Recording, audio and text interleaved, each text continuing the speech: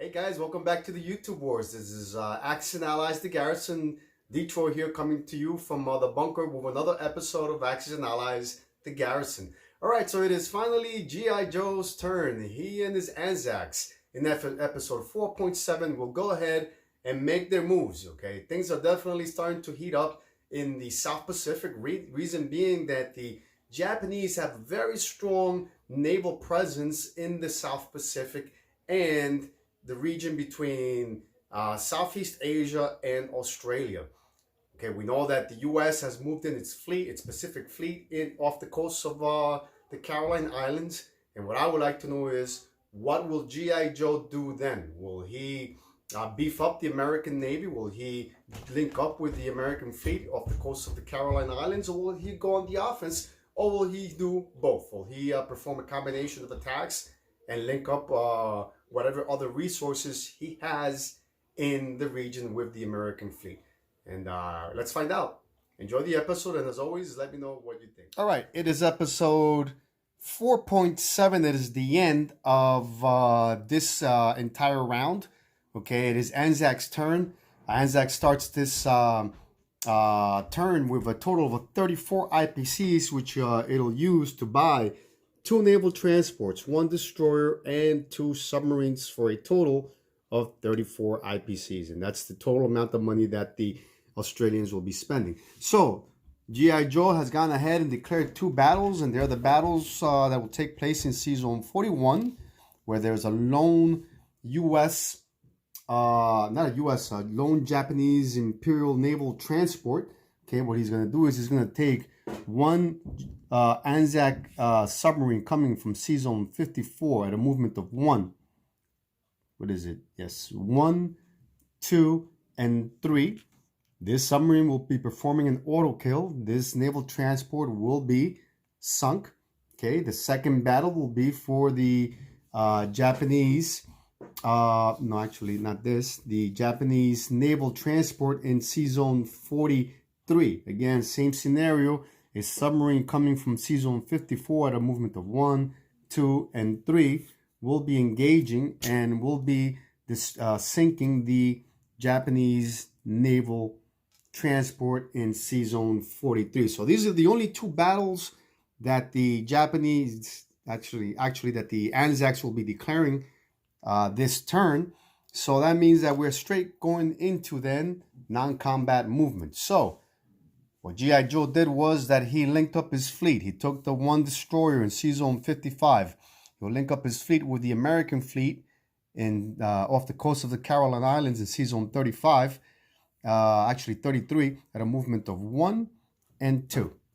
Okay, the 2 destroyers in Season 54 will make steam up northbound and will link up with the entire American Navy. Okay, the 2 fighters, the 2 Anzac fighters in Northern Territory at a movement of 1, 2, 3, and 4 will land on Caroline Islands. Okay, G.I. Joe has declared that if there is a naval attack on the combined Anzac U.S. fleet in Season 33, that he will scramble those aircraft. There is a naval, an air base in Caroline Islands. Okay, all right, so let's go ahead with the rest of the non-combat movements. This AAA infantry and artillery divisions will move back into Queensland.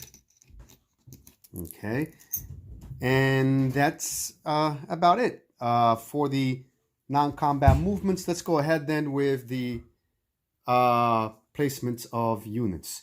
So 2 naval transports will be placed off the coast of Sydney. Okay, the remainder of the fleet, 1 destroyer and 2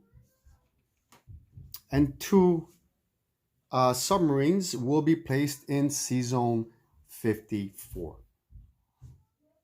All right, so the Anzacs will be collecting a total of 14 IPCs for this turn. Okay, so definitely things are starting to get interesting for the Anzacs. Reason being that in the past they were able to acquire sufficient territories to the point where they were collecting a pretty hefty income. Okay, but this turn, though, this past couple of rounds, Japan has definitely increased the pressure on the Anzacs and has denied them New Britain, which is a denial of a national objective.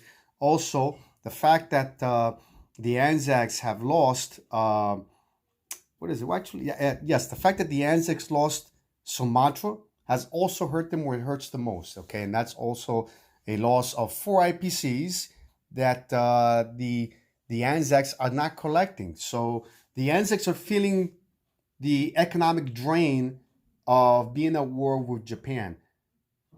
Can that change? I believe so. It could change either for the better, but it can also change for the worse. All depends on how events evolve from this point onwards in this conflict.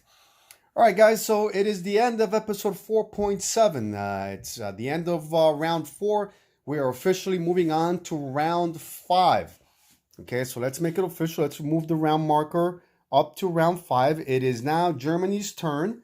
It is Dutch Lancaster's turn to make his moves with Nazi Germany. All right, guys, hope you enjoyed this episode. And as always, let me know what you think. Detroit out. And don't forget to bunker down and play.